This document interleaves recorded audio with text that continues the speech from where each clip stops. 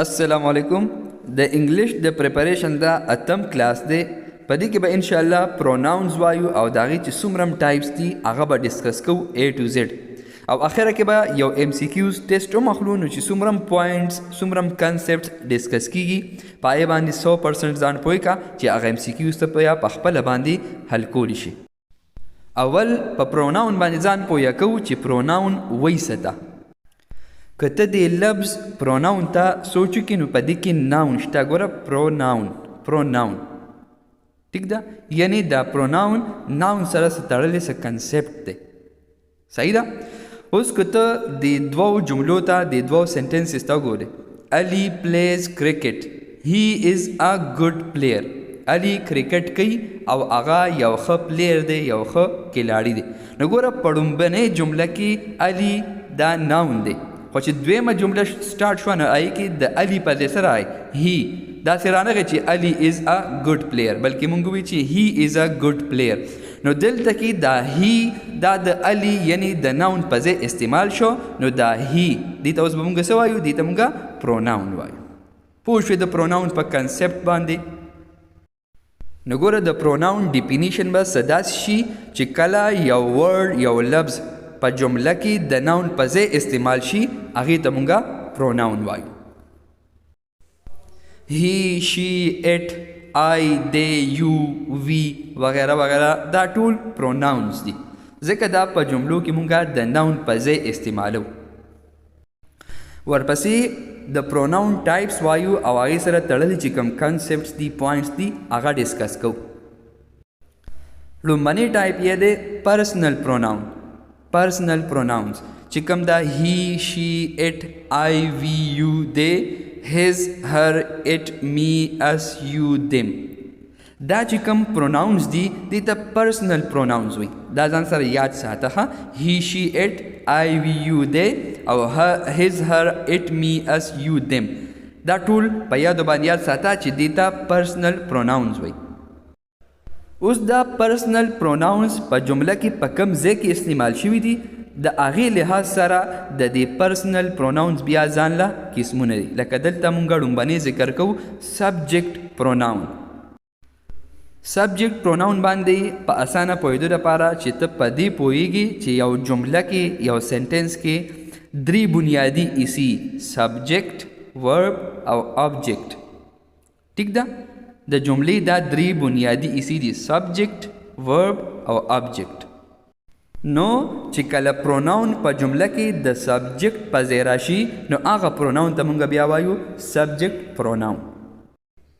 فار ایگزامپل ته د کتاب دی ایگزامپل ته وګوره I work in a big company.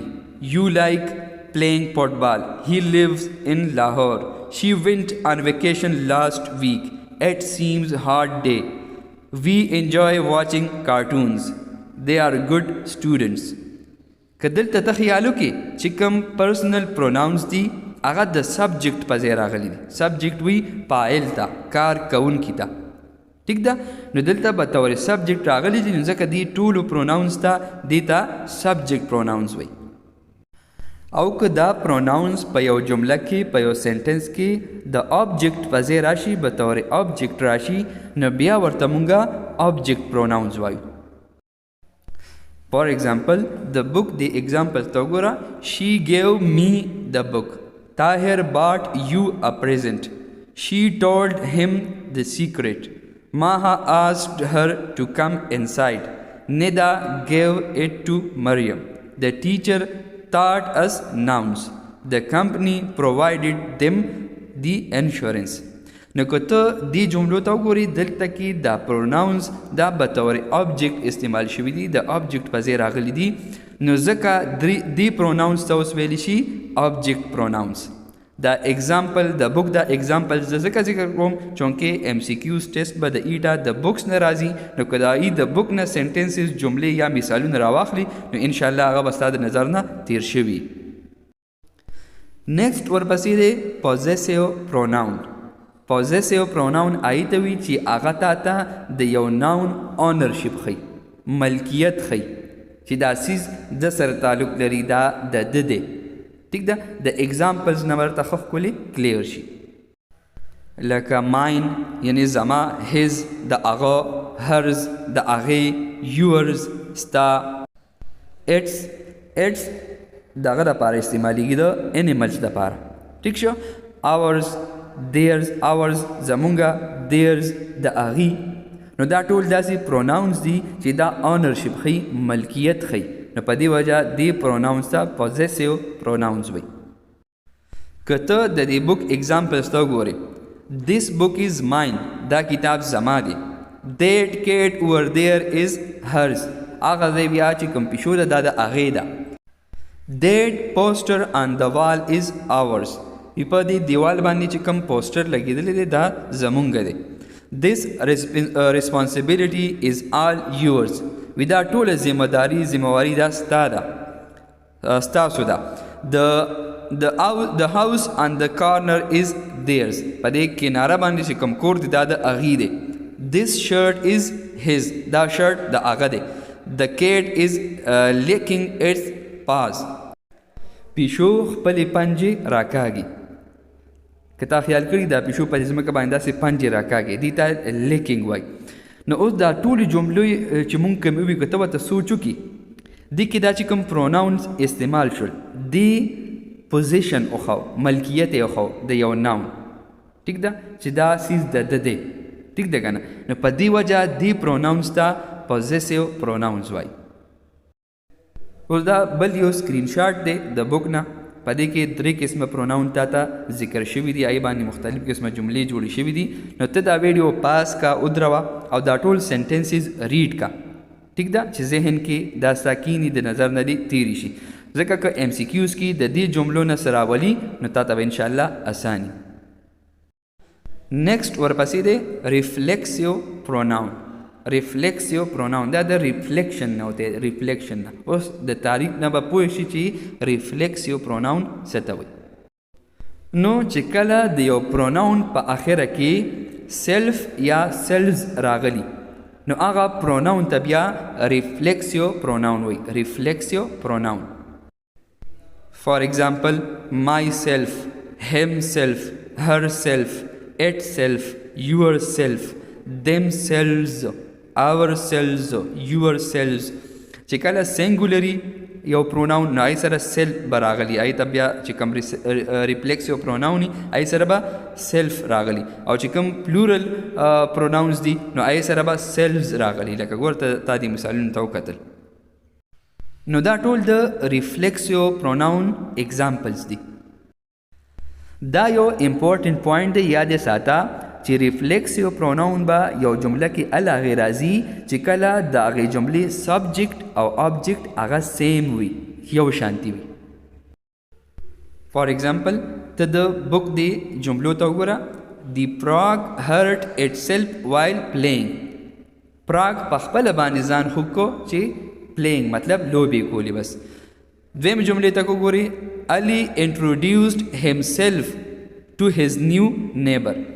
علی چې کوم دی خپل نوې ګاونډیانو ته خپل ځان انټروډیوس کو، خپل تعارف یې ورته وکړو. God helps those who help themselves. خدای هغه چا سره مرسته کوي چې څوک ځان سره مرسته کوي. دا شان سنا bought a dress for herself. سنا د خپل ځان لپاره یو ډریس، یو جوړه واغستله. You should complete your assignment yourself. تا له خپل اسایمنټ په خپله باندې مکملول پکار دي. We are enjoying ourselves. مونږ په خپله باندې خپل ځان خوشحاله کوو، د خپل ځان نه لطف اندوز کیږو. I prepare lunch myself. زه په خپله باندې خپل ځان له لنچ تیارومه. که ته دې جملو ته سوچ وکړې، ګوره ما یې درته معنی وکړلې. نو دې کې چې کوم دا پروناونز راغلي دي هغه یې د دې ناون هغه تا ته ریفلیکشن کوي، د هغې عکاسي تا ته کوي. په دې وجه دې ته ریفلیکسیو پروناونز وایي. او دا پته تیم تا ته لګي چې د دې جملو کې سبجیکټ او آبجیکټ هغه یو شانتي دي، سیم دي. نیکسټ پروناون ورپسې دی ډیمانسټریټیو پروناون. this، that، these او those دې ته ډیمانسټریټیو پروناونز وایي. او دې ته دا ډیمانسټریټیو پروناونز ځکه وایي چې دا پروناونز تا ته څوک یا څه څیز پوینټ آوټ کوي، تا ته یې په ګوته کوي، هغه طرف ته اشاره کوي، نو په دې وجه باندې دې پروناونز ته ډیمانسټریټیو پروناونز وایي. فار ایگزامپل this is my book and that is yours. دا زما کتاب دی او هغه ستا. ٹھیک ده؟ نو this دا that هغه ګوره پوینټ آوټ یې کو، کتاب یې پوینټ آوټ کو، هغې ته یې اشاره وکړله، نو په دې وجه دې جمله کې this او that دا ډیمانسټریټیو پروناونز دي. this چې سنګولر سیزي واحد سیزي یو وي نو هغې دپاره استعمالیږي او چې نږدې، او دیټ چې کوم دی چې یو سیزي او لري نو هغې دپاره دیټ استعمالیږي. دا په یادو باندې یاد ساته، دا کنسپټ په دې باندې کلیر کا. دغه شان ته که د بل اگزامپل ته ګورې these are Arabic books and those are English.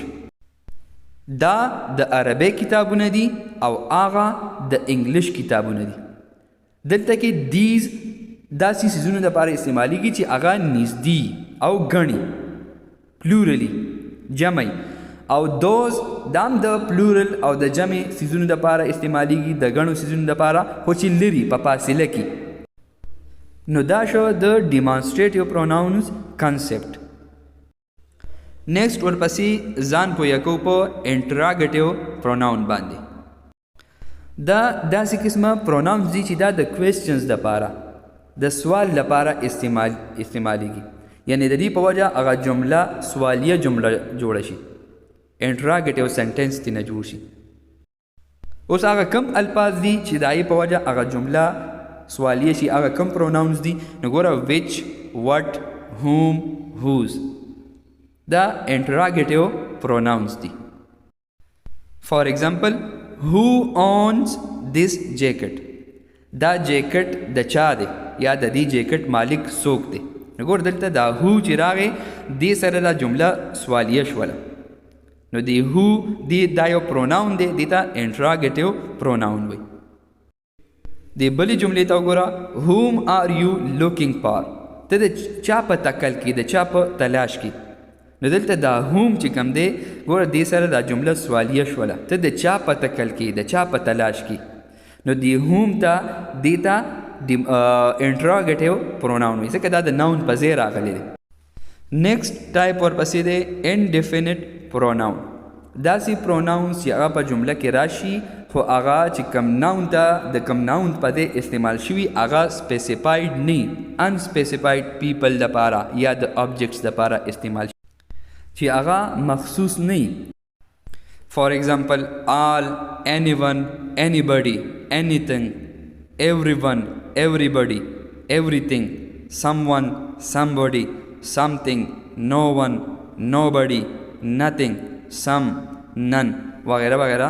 نو دا ټول انډیفینټ پروناونز دي، ځکه چې کله دا په یو جمله کې استعمال شي نو دا تا یو عام ناون په باره کې خبر کوي، هغه ناون څه خاص کوي نه، سپیسیفای کوي یې نه. نیکسٹ پروناون ورپسې دی ریسیپروکل پروناون. هغه پروناون چې هغه په یو جمله کې هغې استعمالیږي چې کله دوه یا د دوو نه سیوا کسان یو قسمه کار کوي، نو په هغه جمله کې بیا ریسیپروکل پروناون استعمالیږي د هغه کسانو دپاره، د هغه ناونز دپاره. فار ایگزامپل ایچ ادر او ون اندر دا ریسیپروکل پروناونز دي. د سنټنسز نه به ته نور هم اوس کلیر شي، واضح بشي. ماهین اینڈ عائشہ always help each other with their homework. ماهین او عائشہ د یو بل مدد کوي په ہوم ورک کې. نګوره ایچ ادر دواړه یو کار کوي، ټیک ده کنه؟ نو په دې وجه باندې دا ایچ ادر دا ریسیپروکل پروناون دی. دا شان ته که د بل سنټنس ته ګورې د کډز کیکډ دی بال ټو ون اندر، وی ماشومانو یو بل ته بال وویشتو راوویشتو. نو دې جمله کې دا ون اندر دا ریسیپروکل پروناون دی. نیکسٹ پروناون ورپسې دی ریلیټیو پروناون. ریلیټیو د ریلیشن نه وتی دی، ٹھیک ده؟ یعنی دا پروناون څه کوي؟ دا کلاز او پریز دا یو ناون ته یا یو پروناون سره کنیکټ کوي، دا غي تعلق جوړي، ټیک ده کنه. نو په دې وجه دې ته ریلیټیو پروناون وایي. کلاس څه ته وایي، پریس څه ته وایي، په دې باندې به ښه ډیټیل سره لیکچر هم اپلوډ کوو. خو دلته کې دومره یاد ساته چې پریز هغه د الفاظو مجموعه ده چې په هغې کې سبجیکټ او ورب نه وي، فاعل او فعل پکې نه وي. او کلاس چې کوم دی داسې مجموعه ده د الفاظو چې په هغې کې سبجیکټ هم وي او ورب هم وي. صحیح ده. نور پوره وضاحت به انشاءالله جدا لیکچر کې کوو. تر دې پورې دومره یاد ساته. نو اوس چې کوم هو دی، هوم، هوز، وچ، ویر، وټ، وین، وای، دا ریلیټیو پروناون دي. دې ته ریلیټیو پروناونز وایي. اوس به ته وایې چې اوس خو مونږ ووایو چې هو او هوم دا خو انټراګیټیو پروناونز دي. نو ګوره ته به سینټنس ته ګورې، جملې ته به ګورې چې هغه جمله کې دی اوس به طور سوال استعمال شوی دی که نه به طور دوه څیزونه یو بل سره رایوځای کړي دي، یعنی کلاس او پریز دا ناون سره رایوځای کړي دي. نو که داسې نو بیا ریلیټیو پروناون دی. او که به طور سوال استعمال شوي هغه جمله کې د دې په وجه سوال کړی شوي نو بیا به انټراګیټیو پروناون وي. پوه شوي تر دې ځای پورې؟ د دې مثال نه به ورته اوس نورم واضح شي. I don't know which hat to buy. ما ته پته نشته چې زه کومه ټوپۍ واخلم، زه نه پوهېږم چې کومه ټوپۍ واخلم. دلته دا وچ چې کوم دی وچ دې ته ریلیټیو پروناون وي، ځکه دی هغه کنیکشن وکړه د دې ایسو. بل سنټنس دی I didn't hear what you said. وی ما ونه ریدل، تا چې څه ووایي هغه ما ونه ریدل. نو دلته کې دا وټ چې کوم دی دا ریلیټیو پروناون دی، ځکه دی دا دوه ایسې کنیکټ کړي یو بل سره میلاو کړلې. نو دې ته ریلیټیو پروناونز وایي. اوس د بک یو سکرین شاټ دی، په دې کې به مونږ یو صحیح پروناون لګو. لومبنۍ جملې ته وګوره. This is my favorite painting. Dash is very beautiful. اوس چونکې د پینټینګ خبره کېږي او پینټینګ چې کوم دی یو نان لیوینګ سیز دی، دلته مونږ څه لګو؟ اټ به لګو. It is very beautiful. دویمه جملې ته وګوره. عظما and Asma are neighbors. دی دواړه ګاونډیانې دي. ډیش سټډي ټوګیدر. اوس دی دواړه یو ځای سټډي کوي، مطالعه کوي. نو د جمع دپاره موږ به څه استعمال کړو؟ دے سټډي ټوګیدر. دریم سنټنس دی کین ډیش بارو یور کشمیری ډریس. آیا ته مالا دا ستا د کشمیري جوړه چې کوم دی دا مالا قرض راکې، مطلب د لږ ټایم دپاره راکې. نو دلته دی کین آی بارو، آی borrow your Kashmiri dress. آخری جمله دا Umar is very busy today. Dash is preparing for the competition. نو دی کې چې کوم صحیح پروناون راځي هغه ته ماته په کامنټ کې خامخا ووایه. نیکسټ پکچر دی د بک چې مونږ له سنټنسز راکړي، جملې راکړي، په هغې کې مونږه ډیمانسټریټیو، ریفلیکسیو او انټراګیټیو پروناونز هغې پیژنګلو به کوو. لومبنۍ جمله ده Are you sure this is the right way to the museum? نو اوس ګوره مخکې مونږ ذکر وکړو this چې کوم دی دا یو ډیمانسټریټیو پروناون دی، ځکه دا دلته کې څه پوینټ آوټ کوي. بی نمبر جمله ده She saw herself in the mirror and smiled. هغې چې کوم دی په شیشه کې خپل ځان ولیدو او ویې خاندل یا مسکۍ شوله. نو دلته کې herself دا ریفلیکسیو پروناون دی. سی نمبر دی That is the best movie I have ever seen. دلته کې that چې کوم دی that دا ډیمانسټریټیو پروناون دی، ځکه دا سسیز ته اشاره کوي او سسیز پوینټ آوټ کوي. ورپسې ډي نمبر دی Who is responsible for completing this task. دلته کې who چې کوم دی هغه انټراګیټیو پروناون دی، ځکه دلته به طور سوال هغه استعمال شوی دی. اوس ستا ذهن کې وایي چې this دلته ډیمانسټریټیو پروناون دی، خو دا ډیمانسټریټیو پروناون نه دی، دا ډیمانسټریټیو ایجیکټیو دی، ځکه دې پسې ډایرکټ ناون راغلی. this task دی دا ټاسک یعنی دا ناون موډیفای کړی دی، دا یې ډسکرایب کړی دی. موږ د دې نه مخکې ایجیکټیو والا ویډیو کې ویلو چې کله یو ورډ ناون موډیفای کی یا ډسکرایب کی هغې ته موږ ایجیکټیو وایو. دلته دا دس ایجیکټیو دی، دا یاد ساته. په ټیسټ کې په دې کې بنده کنفیوز کېږي چې دا ډیمانسټریټیو ایجیکټیو دی که ډیمانسټریټیو پروناون دی. نو که ورپسې ډایرکټ ناون راغلی نو دا به ډیمانسټریټیو ایجیکټیو وي. ورپسې ای نمبر سنټنس دی هی آلویز ټاکس ټو همسلف وین هی از الون چې کله هغه یوازې ځان سره خبرې کوي نو دلته دا همسلف دا ریفلیکسیو پروناون دی. اف نمبر دی دیز آر د کوکیز آی بیکډ یسټرډے. په دې سنټنس کې دیز چې کوم دی دا ډیمانسټریټیو پروناون دی ځکه دی پسې چې کوم دی آر دی کوکیز ډایرکټ ورپسې ناون نه دی راغلی. صحیح ده. جی نمبر دی کین یو پاس می دوز پنسلز پلیز. دلته اوس ګوره بیا دوز پسې ډایرکټ پنسلز یعنی ناون راغلی نو دلته دا ډیمانسټریټیو ایجیکټیو دی ټیک شو پروناون نه دی. ایچ نمبر دی وچ آف دیز بکس ډو یو وانٹ ټو ریډ. دلته کې بیا دیز پسې ډایرکټ بکس دی یعنی ناون دی نو دلته دا ډیمانسټریټیو ایجیکټیو دی دا دیز او وچ چې کوم دی هغه انټراګیټیو پروناون دی. اوس په دې آی نمبر جمله کې او د جے نمبر جمله کې چې کوم پروناونز دي هغه پکې معلوم کا او ماته په کمنټ کې خامخا وایي که بیا هم نه پوهېږې زه دله انسر در کومه په کمنټ کې. اوس مونږ ته څه سینټنسز راکړي دي په کتاب کې جملې راکړي دي په هغې کې به مونږ سبجیکټ معلومو او په هغې جملو کې به ریفلیکسیو پروناون معلومو. نو لومبنۍ جملې ته وګوره لرن ټو ډو تھنګز یور سیلف سیډ هیلنز ټیچر. په دې جمله کې هیلنز ټیچر دا سبجیکټ دی فاعل دی کار کوونکی دی او دلته چې کوم یور سیلف دی یور سیلف دا ریفلیکسیو پروناون دی. بی نمبر جمله کې هر پیرنٹس وڈ بلیم themselves فار هر کنډیشن. دلته کې هر پیرنٹس دا سبجیکٹ دی او themselves دا پکې ریفلیکسیو پروناون دی. سی نمبر هیلن وڈ اپن کمفرٹ ہر سیلف بائی رائٹنگ اباؤٹ ہر لائف. دلته کې هیلن دا سبجیکٹ دی او هر سیلف ریفلیکسیو پروناون دی. D number जुमले तो गोरा she learned to use braille herself so she could read and write. दलते कि she subject दे और herself दा reflexive pronoun दे. दा ई नंबर जुमला से कम दा और एफ नंबर जुमला पदे के आसानी दी पदे के सब्जेक्ट मालूम का और रिफ्लेक्सिव प्रोनाउन पकी मालूम का माता पक्का कमेंट की खामखा हुआ है. उस मंगले यो वर्ड बैंक राकड़ दे مختلف قسمه ریفلیکسیو پروناونز یې راکړي دي هغه به مونږ په دې لسو جملو کې صحیح ځای کې لګو. لکه لومبنۍ جملې ته وګوره سارا اینڈ آی وینٹ ټو دی پارک اینڈ انجوایډ.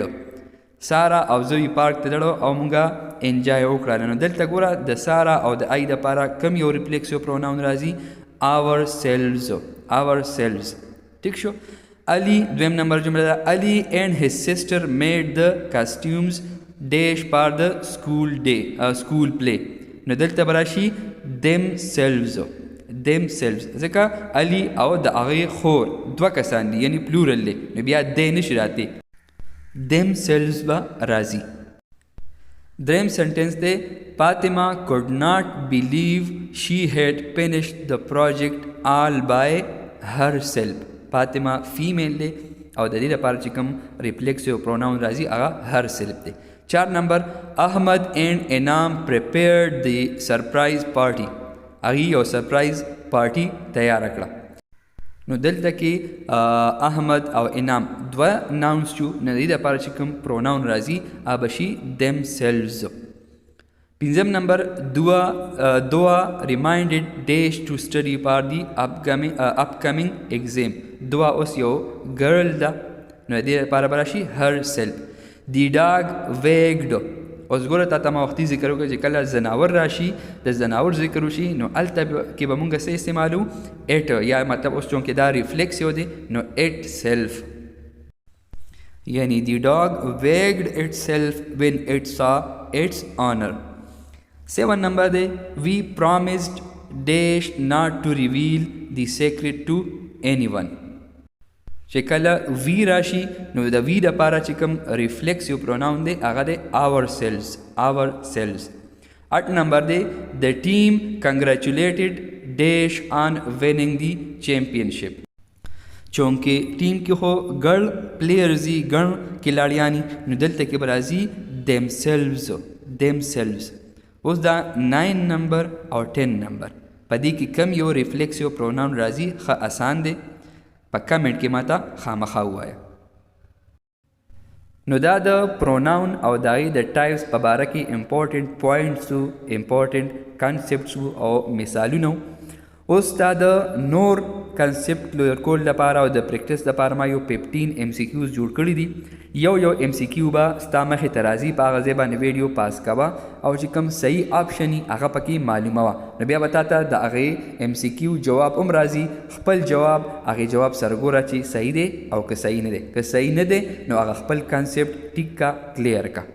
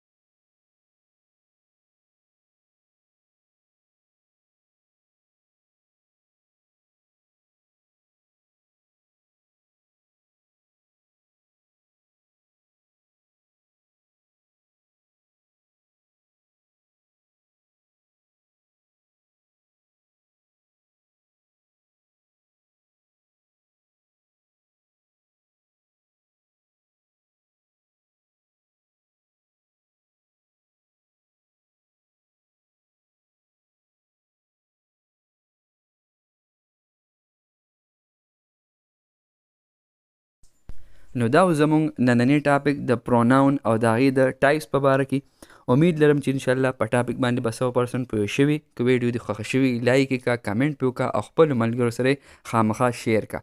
او که ته زموږ په دې چینل باندې نوي او تر اوسه پورې تا د چینل نی سبسکرایب کړي نو چینل سبسکرایب کړه، خوا کې د غنټې هغه نشان هم دباو کړه، ځکه چې کله هم نوې لیکچرز اپلوډ کیږي نو اول نوټیفیکیشن به تا ته راځي. انشاءالله ډېر ژر به ملاقات کیږي په یو نوي کلاس سره. خوشحاله او آباد اوسئ. د لوی الله په امان.